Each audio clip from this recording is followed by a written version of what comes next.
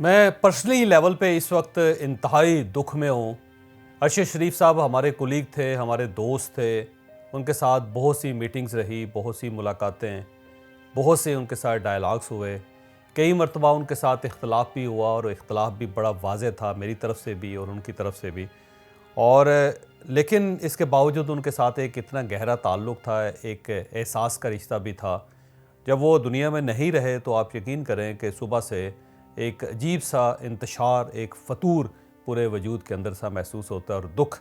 और अगर किसी दुख को कभी महसूस किया जा सकता है तो आप यकीन करें कि वो घड़ी इस वक्त है मेरे ऊपर। और मैं बहुत ही दुखी दिल के साथ ये ऐलान कर रहा हूँ और आपको बता रहा हूँ कि अरशद शरीफ साहब हमारे दरमियान नहीं रहे।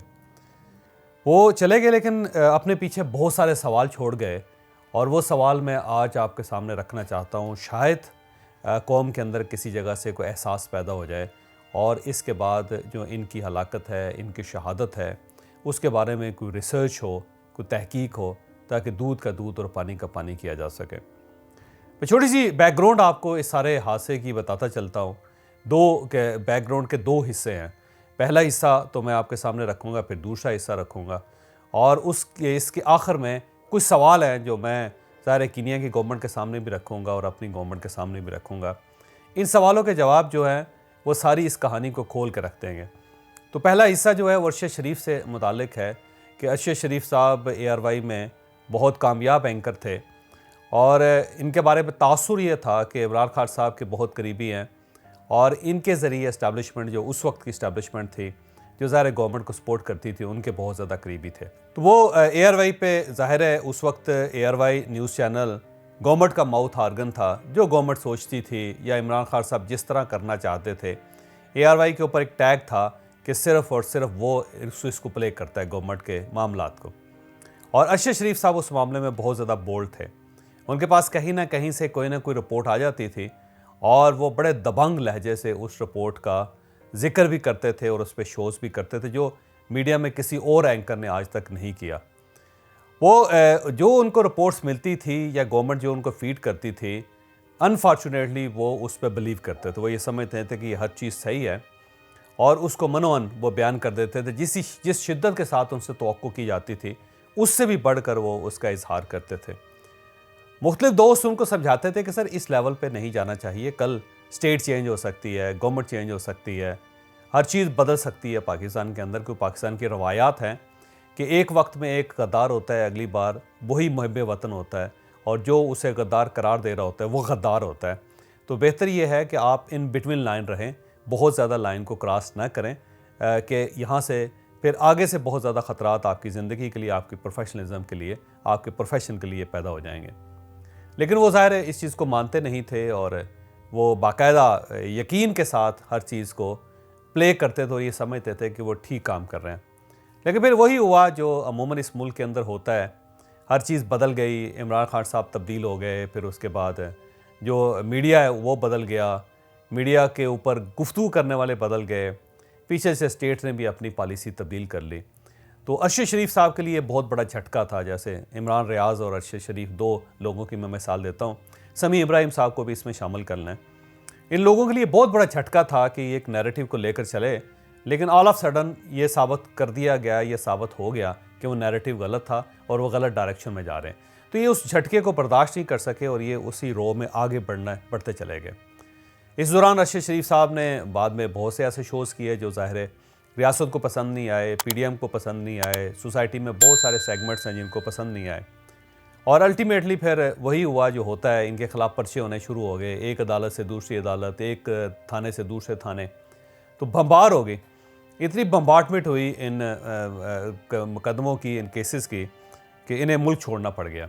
तो मुल्क छोड़ने के लिए ये यहाँ से खैबर पख्तूनख्वा गए। खैबर पख्तूनख्वा की गवर्नमेंट ने इनको सपोर्ट किया और इन्हें वो सरकारी गाड़ी के अंदर एयरपोर्ट लेके गए और यहाँ से इन्हें दुबई भिजवा दिया गया। अब दुबई ये कुछ अर्सा रहे और इन्होंने अपना ट्विटर अकाउंट भी बंद कर दिया, साथ इन्होंने अपना जो व्हाट्सएप ग्रुप था जिसमें या व्हाट्सएप नंबर था वो भी ब्लॉक कर दिया। तो किसी को ये मैसेज का जवाब नहीं देते थे, इवन फैमिली के साथ भी इनका रब्ता नहीं था। तो फिर दुबई में रहे। फिर उसके बाद ऑल ऑफ सडन एक दिन इन्हें दुबई की गवर्नमेंट ने इनसे रब्ता किया और रब्ता करने के बाद इन्हें ये कहा गया कि आपके पास 48 घंटे हैं, आप ये मुल्क छोड़ दें, और अगर आप ये मुल्क नहीं छोड़ते तो फिर हमें आपको पाकिस्तान के हवाले करना पड़ेगा। तो इमीडिएटली इन्हें मुल्क छोड़ना पड़ गया, दुबई छोड़ना पड़ गया। लेकिन अब यहाँ पे एक दूसरी कहानी भी है जिसका मुझे अब कंफर्म नहीं है कि बात दुरुस्त है या गलत है, लेकिन बहुत से अहबाब और रिश्तेदार उनका ये क्लेम कर रहे हैं कि उनके पास यूरोप का वीज़ा नहीं था, ना ही बरतानिया का वीज़ा था। तो अब सिर्फ वो यूएई में थे और उनके पास वीज़े नहीं थे। तो इमीडिएटली जब उन्होंने देखा कि कीनिया एक ऐसा मुल्क है जहाँ से पाकिस्तान को ऑन अराइवल वीज़ा मिल सकता है या ऑनलाइन वीज़ा मिल सकता है, तो उन्होंने कीनिया जाने का फ़ैसला कर लिया। कीनिया में अब इनके एक दोस्त भी थे जो बड़े करीबी दोस्त समझे जाते थे इनके, उनका नाम वकार है, और पुलिस क्लेम ये करती है कि उनका नाम नगार है। अब ये नगार है या वकार है, ये तो आने वाले दिनों में ये चीज़ साबित होगी कि वाकई उनका नाम क्या है। उनका ताल्लुक़ कराची के साथ है और वो कीनिया के अंदर रियल एस्टेट का कारोबार करते हैं। तो ये उनके पास चले गए, और कीनिया की पुलिस का ये भी दावा है कि इनके साथ इनके भाई भी थे जिनका नाम खुर्रम अहमद है। तो खुर्रम अहमद और अरशद शरीफ दोनों कीनिया चले गए, और कीनिया में भी जाके इन्होंने पाकिस्तान में किसी को इन्फॉर्म नहीं किया कि हम अफ्रीका के अंदर हैं या हम कीनिया के अंदर हैं, बल्कि इनके बारे में ये खबर फैलाई गई थी या ये खुद इन्होंने फैलाई कि मैं बरतानिया के अंदर हूँ, मैं इंग्लैंड के अंदर हूँ। और इंग्लैंड में भी जब लोग इनसे रब्ता करते थे तो वो यही प्रटेंड करते थे कि मैं इंग्लैंड में हूँ और किसी दिन आपसे डेफिनेटली मुलाकात करूँगा। लेकिन ये रहे कीनिया के अंदर ही, और अपने दोस्त के घर ही ज़्यादातर ये मुकीम रहे, और बाहर भी ये बहुत कम निकलते थे। फिर इस दौरान ये खबरें आना शुरू हो गई कि अब इनका रब्ता हो गया पाकिस्तानी इंतज़ामिया के साथ, और अब इनके लिए मामलात कुछ दुरुस्त हो रहे हैं और ये पाकिस्तान वापस आ सकते हैं। बल्कि एक दोस्त ने यह भी मुझे बताया कि ये नवंबर की पोस्टिंग जो है उसका इंतज़ार कर रहे थे कि नवंबर के बाद जब चीज़ें बदलेंगी तो ये पाकिस्तान वापस आएंगे और अपने केसेस का सामना करेंगे, और उसके बाद पाकिस्तान के अंदर ही ये कोशिश करेंगे कि ये रहें और यहीं पे जर्नलिज्म करें, और जहाँ से जिससे जो माफ़ी मांगनी है मांग के अपना किबला दुरुस्त करके ये प्रॉपर एक जर्नलिज्म में जिस तरह दूसरे लोग सर्वाइव कर रहे हैं उसी तरह ये सर्वाइवल की कोशिश करेंगे। बहरहाल 3-4 दिन पहले इनके बारे में ये पता चलना शुरू हुआ कि ये कीनिया के अंदर हैं। कुछ लोगों के साथ इनका रब्ता हुआ पाकिस्तान में, जो इनके दोस्त अहबाब थे वो, या फिर हो सकता है जो वकार साहब इनके दोस्त हैं या नगार साहब इनके दोस्त हैं उनसे ये बात निकली हो कि ये कीनिया के अंदर हैं। तो थोड़ा थोड़ा कुछ लोगों को पता चलना शुरू हुआ कि शायद ये कीनिया में मुकीम है, और वहाँ से किसी ने ये भी बताया मुझे कि बोल टेलीविज़न के साथ इनकी डील होना शुरू हो गई थी, और अब ये बोल वापस आके बोल ज्वाइन करना चाहते थे, और इनका कुछ डील मिच्योर हो रही थी, और उसमें भी ये चीज़ पता चली कि ये अफ्रीका के अंदर है किसी जगह पे या कीनिया में। बहरहाल ये सिलसिला चलता रहा, और पिछली रात 2 इंसिडेंट कीनिया के अंदर हुए। एक मगादी एक शहर है जहाँ पे ये रह रहे थे, तो वहाँ से नैरोबी की तरफ इन्होंने आना था। तो उससे चंद घंटे पहले मोगादी में किसी शख्स ने पुलिस रिपोर्ट की कि मैं अपने बच्चे को गाड़ी में छोड़ के मैं एक इलेक्ट्रिक शॉप के अंदर गया था। जब मैं वहाँ से बाहर निकला तो मेरी गाड़ी और मेरा बच्चा गायब थे। तो उस गाड़ी का नंबर उसने जो बताया था वो था KDJ 700F। तो उसने अपनी गाड़ी बताया कि ये गाड़ी है जिसमें से मेरा बच्चा और गाड़ी दोनों गायब हैं। तो उसके बाद पुलिस ने ज़ाहिर उस सारे इलाके में नाका लगा दिया और गाड़ियों की तलाशी शुरू कर दी। इस दौरान अरशद शरीफ साहब अपने भाई खुर्रम अहमद के साथ एक ड्राइवर के साथ ये लोग मोगाडी से निकले और ये नैरोबी जा रहे थे। तो रास्ते में अब 2 वर्जन है, एक पुलिस का वर्जन है और दूसरा जो इनकी फैमिली है या इनके दोस्त है उनका वर्जन है कि जब ये लोग वहाँ पहुँचे तो मोगाडी के करीब तो वहाँ पे रोड ब्लॉक थी। तो एक छोटी रोड जो अमूमन बड़ी सड़कों के साथ छोटी रोड होती है जिसके ऊपर वो पथरीला सा रास्ता होता है, ज़ाहिर पगडंडी होती है। तो ये नैरोबी हर सूरत पहुंचना चाहते थे, या फिर ज़ाहिर खौफजदा हो गए कि ये सामने अगर नाका लगा हुआ है तो हो सकता है ये नाका हमारे लिए ना हो। तो ये छोटे कच्चे रास्ते पे निकल गए और उसी रास्ते से होते हुए जब ये मेन रोड पे पहुंचे तो पुलिस ने इनको रोकने की कोशिश की। जब ये पुलिस ने रोका तो ये नहीं रुके बकौल पुलिस के, तो उसके बाद फिर पुलिस ने फायर कर दिया और अरशद शरीफ साहब उसमें उनके सर में गोली लग गई जिससे वो शहीद हो गए एट द स्पॉट। और दूसरा वर्जन जो है ये पुलिस का वर्जन है और दूसरा वर्जन जो फैमिली का है वो ये है कि जब ये वहाँ पहुँचे तो उन्होंने देखा कि वहाँ पे नाका लगा हुआ है, तो इन्होंने दूसरा रोड अख्तियार किया ताकि ये वहाँ से निकल के नैरोबी पहुँच सकें, क्योंकि इन्हें महसूस हुआ कि शायद ये नाका हमारे लिए लगा हुआ है। और जब ये वहाँ से मेन रोड पे आए तो पुलिस ने कोई वार्निंग नहीं दी, किसी तरफ से कोई पुलिस नहीं थी। अचानक वहाँ से फायर होना शुरू हुआ और फायर हुआ और उसके बाद ये शहीद हो गए। लेकिन इनका भाई गाड़ी लेके आगे चलता गया और उस गाड़ी के अंदर से वकार साहब या निगार अहमद साहब जो उनके दोस्त हैं, क्योंकि नाम में कन्फ्यूजन है कि उनका नाम वकार है या निगार है, तो उनको फ़ोन करके बताया कि ये सूरत हाल है, हम पे फायरिंग हो रही है, तो अब हम क्या करें। तो उन्होंने कहा कि आप सीधा मेरे घर आ जाएँ। तो जब ये उनके घर पहुँचे तो वहाँ पे देखा कि अरशद शरीफ साहब जो है उनका इंतकाल या शहादत हो चुकी है। तो फिर इन्हें फ़ौरी तौर पे अस्पताल ले जाया गया और उसके बाद जो सारी कहानी है वो खुल गई। अब एक चीज़ तो साबित है कि ये पुलिस की फायरिंग से ही इनकी शहादत हुई है, क्योंकि पुलिस ये तस्लीम कर रही है कि ये फायरिंग हमने की है। और साथ ये भी कि अनआइडेंटिफाइड थे, इनको आइडेंटिफाई करने की कोशिश की गई लेकिन इन्होंने आइडेंटिफिकेशन नहीं दी। और अब इनकी गाड़ी जो बकौल उनके कि इनकी गाड़ी और जो मिसिंग कार है उससे दोनों मिलती जुलती थी। लेकिन जब हमने तहकीक की तो पता चला कि दोनों के नंबर्स में बहुत फ़र्क है। वो गाड़ी जिसमें अरशद शरीफ साहब बैठे हुए थे उस गाड़ी का नंबर था KDG 200M, जबकि वो गाड़ी जो मिसिंग थी उसका नंबर था KDJ 700F। तो दोनों में बड़ा फ़र्क है और जो लोकल पुलिस है वो बड़ी आसानी से आइडेंटिफाई कर सकती है कि कौन सी गाड़ी वो है और कौन सी गाड़ी वो नहीं है। दूसरा, पूरी दुनिया में जब किसी कार को रुकने का इशारा किया जाता है वो नहीं रुकती तो एक प्रोसीजर है कि उसके टायर्स को बरस्ट किया जाता है, डायरेक्ट गोली नहीं चलाई जाती। जबकि इनकी गाड़ी पे हर तरफ से हमला हुआ और डायरेक्ट अरशद शरीफ साहब के सर में गोली लगी।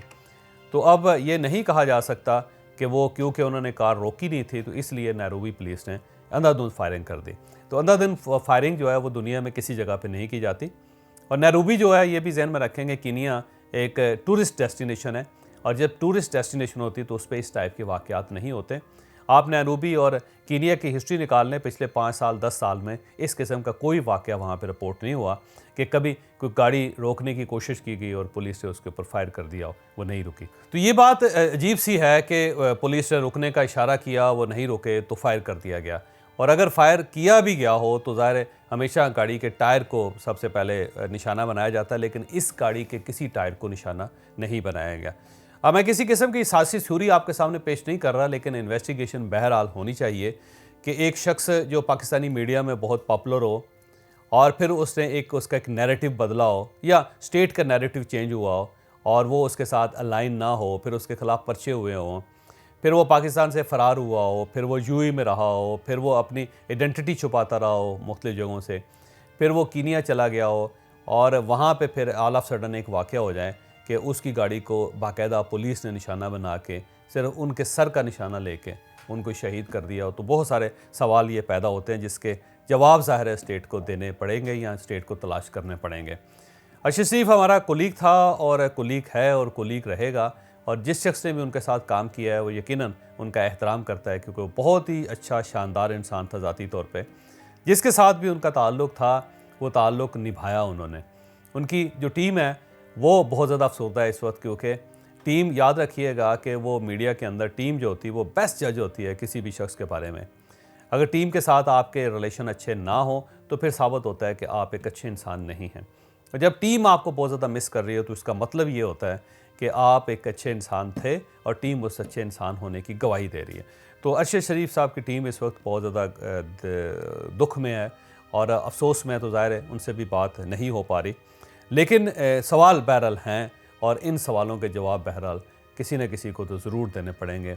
वकार अहमद साहब या निगार अहमद साहब है, उनकी तहकीक होनी चाहिए। फिर उनका एक राब्ता पाकिस्तान में उनके वकील जो उनका नाम है बता, सुलेमान नियाज़ी एडवोकेट के साथ हुआ था कुछ दिन पहले।